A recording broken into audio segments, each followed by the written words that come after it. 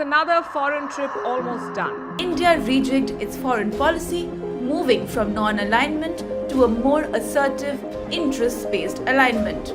Modi's job in Paris was relatively easy. No points of friction, no major demands or concerns. It was all about building further. While maintaining its strategic autonomy and interests, India is now reflecting its thoughts confidently on Europe, US, and the world order. The Modi era.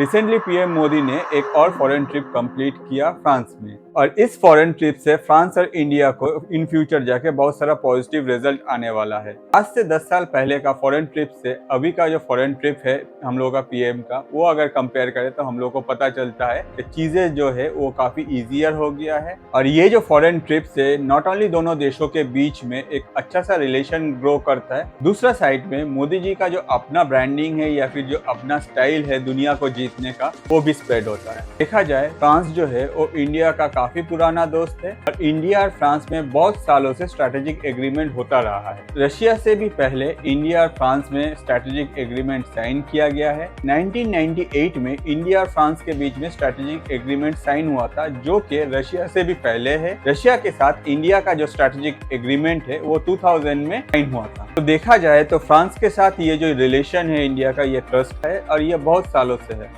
France के साथ India का अगर ये relation हम लोग analysis करने जाए तो हम लोग को कुछ की पॉइंट्स मिलेगा, जिससे हम लोग को पता चलेगा कि फ्रांस के साथ इंडिया का जो रिलेशन है वो इतना साल से क्यों टिका है। पहला जो पॉइंट है वो है डिफेंस पार्टनरशिप। आज के डेट में इंडिया का सेकेंड लार्जेस्ट जो आर्म्स सप्लायर है वो है फ्रांस। फ्रांस अपना जितना भी आर्म्स प्रोडक्शन करता है उसका राउंड अबाउट 29% जो है वो इंडिया में सप्लाई करता है। और ये सिर्फ अभी नहीं, ये लॉन्ग टर्म से चलता आ रहा है और इसी के वजह से दोनों में एक ट्रस्ट ग्रो किया है जो कि लॉन्ग टर्म से चला आ रहा है। एमुनेशन का जो मैं बात कर रहा हूँ उसमें सबमरीन से लेके फाइटर जेट तक इंक्लूडेड है। जब जरूरत पड़ा तब फ्रांस ने इंडिया को न्यूक्लियर फ्यूल भी सप्लाई किया। हम लोग अगर 1982 में जाए, जब इंडिया को यूक्रेनियम का जरूरत था, तब यूएस ने मना कर दिया था। On the other side France आगे आया और इंडिया को यूक्रेनियम सप्लाई किया। नेक्स्ट जो पॉइंट है वो है पॉलिटिकल सपोर्ट। जब कभी भी इंडिया को वर्ल्ड में पॉलिटिकल सपोर्ट जरूरत पड़ा, at that point of time France आगे आया और फ्रांस स्टैंड लिया।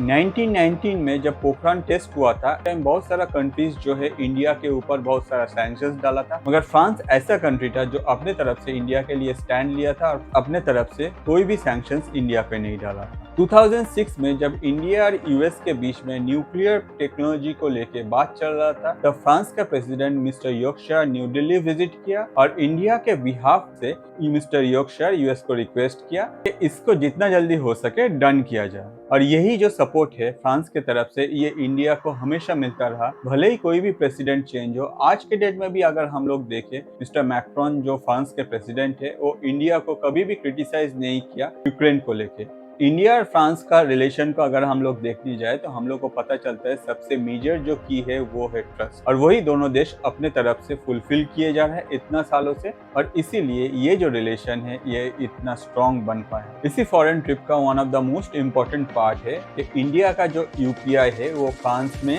लॉन्च किया गया। फ्रांस में भारत के यूपीआई के उपयोग को लेकर भी समझौता हो गया है। साथियों, आने वाले दिनों में इसकी शुरुआत आईफेल टावर से की जाएगी।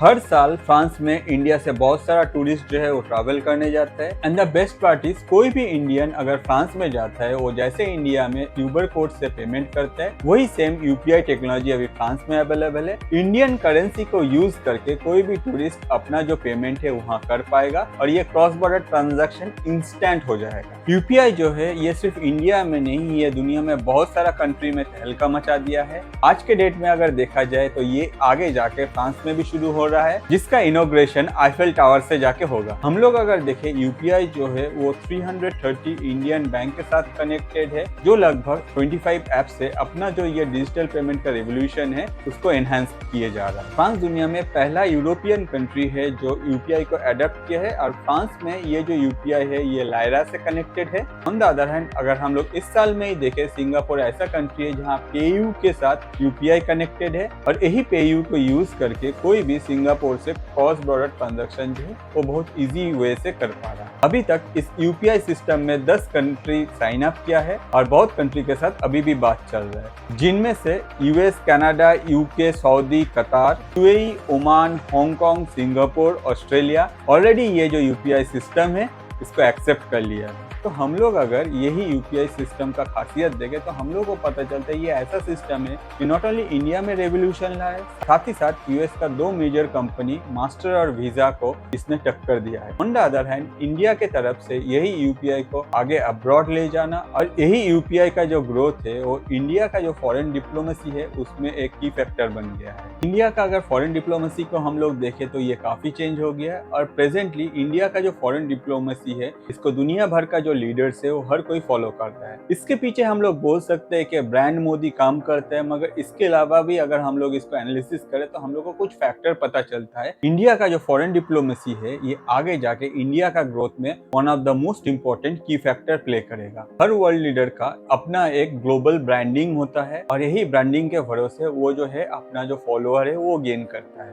अगर हम लोग पीएम मोदी का ब्रांडिंग फॉलो करें तो हम लोग को कुछ की फैक्टर देखने को मिलता है, जिसमें सबसे पहला जो चीज है वो है पर्सनल टच। पीएम मोदी हमेशा अपने तरफ से पर्सनल टच मेंटेन करते हैं और यही पर्सनल टच पीएम मोदी को ग्लोबली वर्ल्ड में कनेक्टेड रहने में हेल्प करता है। पीएम मोदी अभी तक 65 कंट्रीज में 70 फॉरेन ट्रिप कर चुके हैं। अगर हम लोग पीएम मोदी का ये सारा फॉरेन ट्रिप को फॉलो करें तो हम लोग को एक चीज देखने को मिलता है कि पीएम मोदी जब भी कोई कंट्री विजिट करता है उसका एक सर्टेन पीरियड के बाद इंडिया में उसी कंट्री के तरफ से एक पॉजिटिव फीडबैक आता है और जिससे आगे जाके इंडिया बेनिफिटेड होता है। इसके अलावा भी अगर हम लोग पीएम मोदी का ये सारा ट्रिप फॉलो करें तो हम लोग को एक और चीज जानने को मिलता है कि पीएम मोदी अपने तरफ से हमेशा एक इंटीमेट इक्वेशन क्रिएट करता है और वही इक्वेशन से पीएम मोदी आगे बढ़ते हैं और कंट्री के साथ जो रिलेशन है उसको मेंटेन किया जाए। Obama, Trump, Biden, Benjamin Netanyahu, Boris Johnson, Putin, Mohammed bin Salem सबके साथ पीएम मोदी अपना एक अलग सा इक्वेशन बना के रखा है।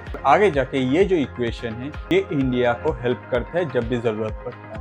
हम लोग अगर जियोपॉलिटिक्स को ठीक से फॉलो करें तो हम लोग को पता चलता है कि हर कोई जो ग्लोबल मिनिस्टर है वो हमेशा सेम रेस्पेक्ट अर्न नहीं करता है। जैसे बेंजामिन नेतन्याहू जो है वो ट्रम्प के बहुत फेवरेट थे। On the other hand president Biden ने अभी तक कभी भी बेंजामिन नेतन्याहू को व्हाइट हाउस में इन्विटेशन नहीं दिया। इस हिसाब से अगर देखा जाए ओबामा से लेकर डोनाल्ड ट्रम्प तक, डोनाल्ड ट्रम्प से लेकर जो बिडेन तक, हर कोई हर टाइम पे मोदी जी के साथ एक अच्छा रिलेशन और एक बॉन्ड मेंटेन करते हैं और यही रिलेशन मोदी जी को मोर देन 12 कंट्रीज से जो हाई स्टेट अवार्ड है वो ला के दिया है, जिससे पता चलता है ये सारा जो कंट्रीज है ये मोदी जी को कितना चाहते हैं और हर कोई मोदी जी के साथ जुड़ा रहना चाहता है। डिप्लोमेसी जो है ये पहले जैसा नहीं रहा। इनिशियली क्या होता था, कोई भी एलिट क्लास पीपल जो है वो अपने तरफ से कुछ डिसीजंस लेते थे जिसको एक टाइम तक सीक्रेट रखा जाता था और उसके बाद हम लोग को पता चलता। मगर अभी का जो डिप्लोमेसी है ये काफी चेंज हो गया है, ये पहले से ज्यादा पब्लिक हो गया है, जिसके वजह से अगर कोई डिसीजन लिया जाता है वो बहुत जल्दी पब्लिक हो जाता है और पब्लिक जो है सोशल मीडिया में उसका एनालिसिस करते हैं। फॉर एग्जाम्पल आज से अगर हम लोग 10 साल पीछे जाए तो हम लोग को पता चलता है कि इंडिया का जो फॉरेन पॉलिसी है उसमें पाकिस्तान एक ऐसा कंट्री था जो हर किसी का इंटरेस्ट का फैक्टर बना रहता था। मगर आज के डेट में अगर हम लोग देखें, इंडियन जो है हर कंट्री के साथ इंडिया का जो रिलेशन है उसमें इंटरेस्टेड है। अगर कुछ भी एक छोटा सा न्यूज आता है जिसमें चाइना इन्वॉल्व है या फिर नेपाल इन्वॉल्व है या फिर श्रीलंका इन्वॉल्व है, इसमें यूएस इन्वॉल्व है, यूरोपियन यूनियन इन्वॉल्व है या फिर रशिया इन्वॉल्व है या फिर यूक्रेन इन्वॉल्व है, हर कोई उसको एनालिसिस करता है और अपना जो व्यू है वो सोशल मीडिया के माध्यम से शेयर करता है। जो कि देखा जाए ये एक बहुत अच्छा चीज है, जिससे हम लोग का फॉरेन मिनिस्ट्री जो काम कर रहे हैं वो हम लोग के पास एग्जैक्ट क्लियर व्यू क्रिएट कर रहे हैं कि आगे जाके फॉरेन मिनिस्ट्री का जो स्टेप है कैसे कंट्री को हेल्प करता है ग्रो करने में। इंडिया का जो फॉरेन डिप्लोमेसी है उसको रिस्ट्रक्चर करने में सबसे बड़ा जो हाथ है वो नो डाउट पीएम मोदी का है और उसका टीम का है।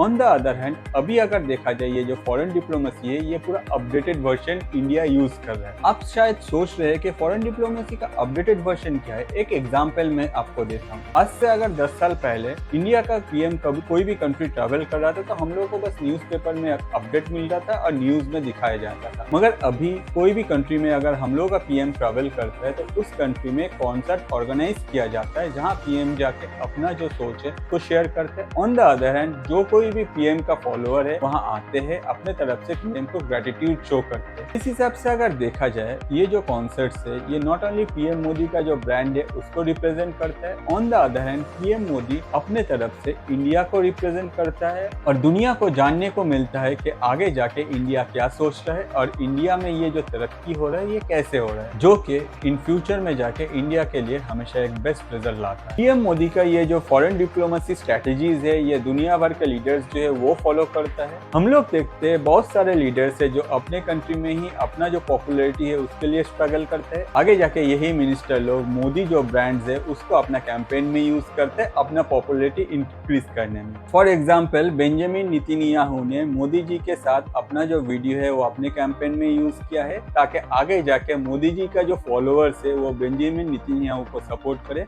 और उनका जो पॉपुलैरिटी है वो बढ़ जाए। इस हिसाब से देखा जाए कि मोदी जी का जो ब्रांड है वो दुनिया भर में छा रहा है और दुनिया में हर किसी को पता चल रहा है कि इंडिया जो है ये पहले जैसा नहीं रहा। आज का इंडिया और 10 साल पहले का इंडिया में बहुत सारा डिफरेंस है और 10 साल बाद इंडिया ऐसा जगह में जाएगा दूसरा कंट्री शायद सोच भी नहीं पाएगा। और ये जो इंडिया का ग्रोथ है ये इंडिया का जो यूथ है वो हमेशा सपोर्ट करता है। अगर आपको लगता है कि ये वीडियो देखने के बाद आप भी ये चैनल को आगे ले जाना चाह रहे हैं तो प्लीज सब्सक्राइब बटन में क्लिक कीजिए और दोस्तों के साथ ये वीडियो को शेयर करके मुझे भी ग्रो करने का चांस है। आज के लिए इतना ही। मैं अतनु, थैंक यू।